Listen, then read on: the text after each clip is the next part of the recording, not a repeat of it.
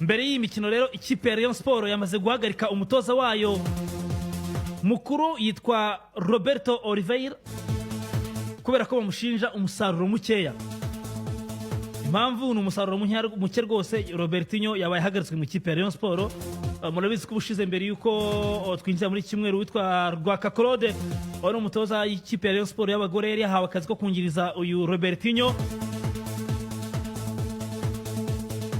Hanyuma rero uyu Rwaka ni ugiye kubagumanya ikipe ndetse aramanukana n'ikipe kuri uyu wa kabiri ajya gukina umukino ubanza hariya mu gikombe cy'amahoro i Huye. Nakubwiye ko Rayon Sport idaheruka gukora imyitozo kubera ko abakinnyi bari barivumbuye. Ubwo si Robertinho wenyine wahagaritswe kubera ko na Mazimpaka Andre watozaga abazamu nawe yarahagaritswe, ariko we yahagaritswe direct nyuma y'umukino w'ikipe ya nyuma y'umukino wabahuje n'ikipe ya Marine ibitego 2-2 bigaragara ko Kadime Ndiaye atari kwitwara neza. Ikibazo bagishakira kuri Kadime Ndiaye, yego benavuga ko ku munsi w'ejo atazajyana n'abandi, ahubwo Patient Ndikuriyo akaba ari uzajyana n'abandi, abari uzafata umukino wo ku munsi w'ejo w'ikipe ya Mukura Victory Sport mu ikipe ya Rayon Sport, kugira ngo turebe niba wenda ikibazo yaba ari Patient wari utarabonye umwanya cyangwa se niba ari Kadime Ndiaye wari uri mu bihe bibi ko yigeze no kugira ibihe byiza, ntabwo ni mu bihe bibi gusa.